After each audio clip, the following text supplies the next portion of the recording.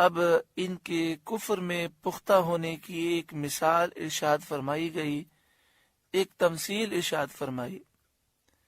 انا جعلنا فی اعناقہم اغلالا، ہم نے ان کی گردنوں میں طوق کر دیے، فہی الی الاذقان، کہ وہ تھوڑیوں تک ہیں، فہم مقمحون، تو اب یہ اوپر کو منہ اٹھائے رہ گئے۔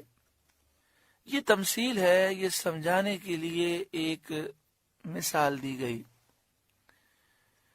یہ تمثیل ہے ان کے کفر میں ایسے راسخ پختہ ہونے کی کہ قرآن مجید فرقان حمید کی آیات، نصیحتیں، ہدایت، کسی سے وہ متنفع نہیں ہو سکتے، فائدہ نہیں اٹھا سکتے۔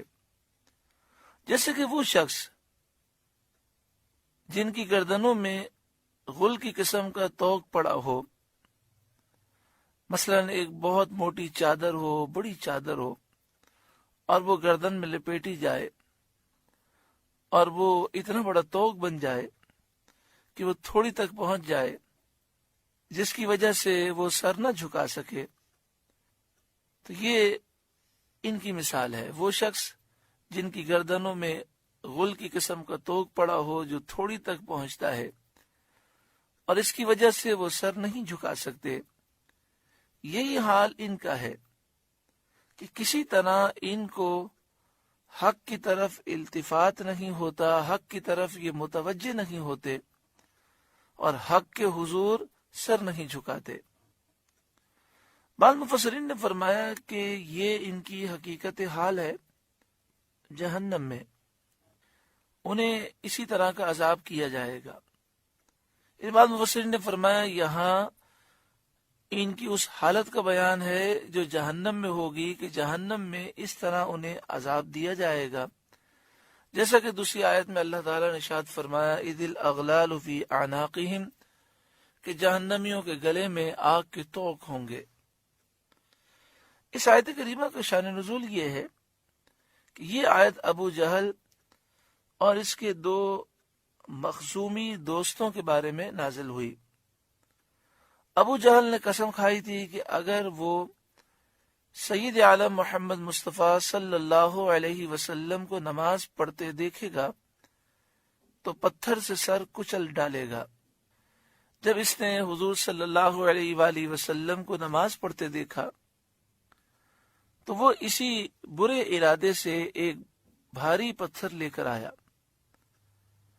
جب اس پتھر کو اٹھایا تو اس کے ہاتھ گردن میں چپکے رہ گئے اور پتھر ہاتھ کو لپٹ گیا، چپک گیا۔ یہ حال دیکھ کر اپنے دوستوں کی طرف واپس ہوا ابو جہل اور ان سے واقعہ بیان کیا تو اس کا دوست ولید بن مغیرہ وہ بولا یہ کام میں کروں گا، نعوذ باللہ من ذالک، میں ان کا سر کچل کر ہی آؤں گا۔ چنانچہ وہ پتھر لے کر آیا۔ حضور سید عالم صلی اللہ علیہ وآلہ وسلم ابھی نماز ہی پڑھ رہے تھے۔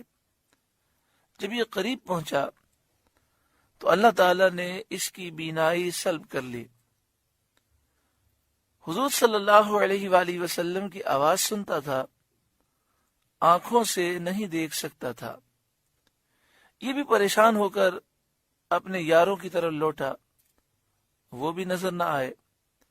انہوں نے ہی اسے پکارا اور اس سے کہا تو نے کیا کیا؟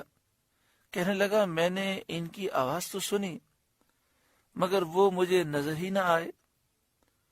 اب ابو جہل کے تیسرے دوست نے دعویٰ کیا کہ وہ اس کام کو انجام دے گا، اور بڑے دعوے کے ساتھ وہ حضور صلی اللہ علیہ وآلہ وسلم کی طرف چلا تھا کہ الٹے پاؤں ایسا بدحواس ہو کر بھاگا کہ اوندے منہ گر گیا۔ اس کے دوستوں نے حال پوچھا تو کہنے لگا میرا حال بہت سخت ہے، میں نے ایک بہت بڑا سانڈ دیکھا جو میرے اور حضور صلی اللہ علیہ وسلم کے درمیان حائل ہو گیا۔ لات و عزا کی قسم، اگر میں ذرا بھی آگے بڑھتا تو وہ مجھے کھا ہی جاتا۔ اس پر یہ آیت کریمہ نازل ہوئی، اِنَّا جَعَلْنَا فِي أَعْنَاقِهِمْ أَغْلَالًا، ہم نے ان کی گردنوں میں طوق کر دیے ہیں، فَهِيَ إِلَى الْأَذْقَانِ، کہ وہ تھوڑیوں تک ہیں، فَهُمْ مُقْمَحُونَ، تو اب یہ اوپر کو منہ اٹھائے رہ گئے۔